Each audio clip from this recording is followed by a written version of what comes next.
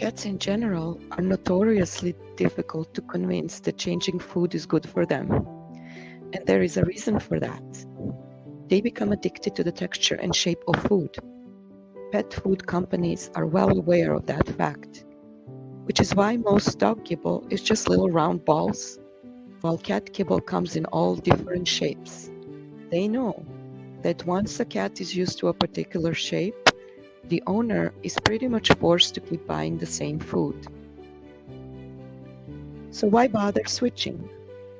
The short answer is because Mother Nature says so.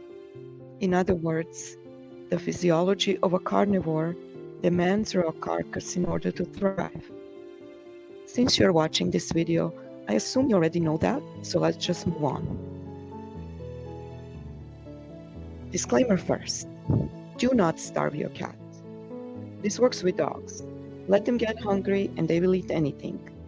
But this is a dangerous game to play with a cat, so just don't.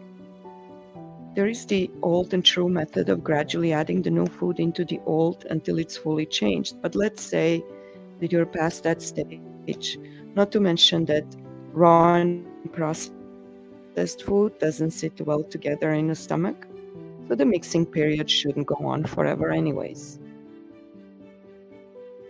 If you're having difficulty switching your cat's food, trick number 1 is serve it warm.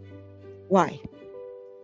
While a dog will bury a bone, dig it up 2 weeks later, happily eat it, a cat only ever eats a fresh kill. Fresh kill is always warm.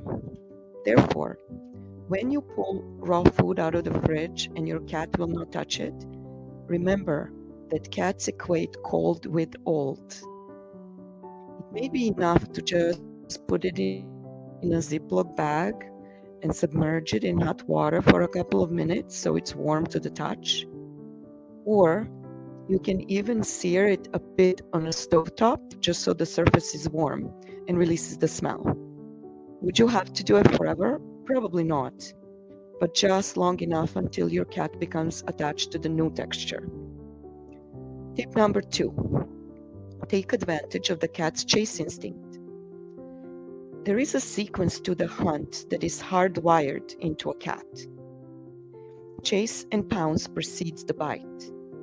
Just think of a red dot on the wall that cats can't resist.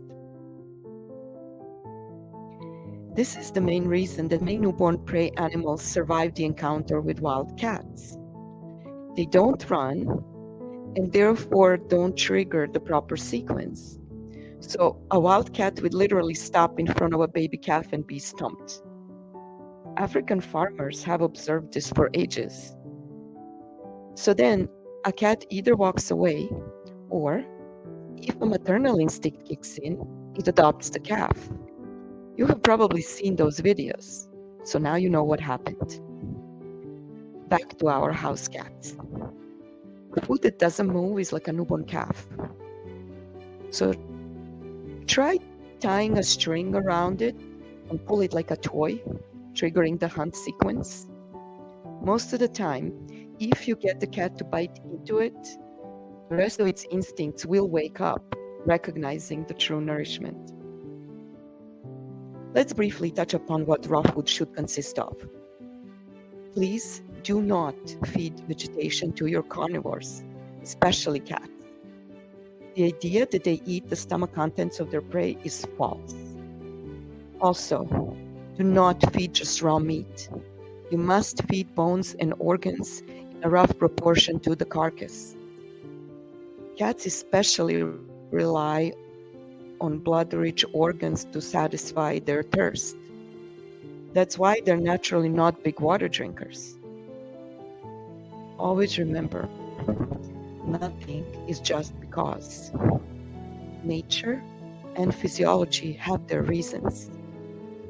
I hope this video is helpful. Have a wonderful day. I will see you on the next one.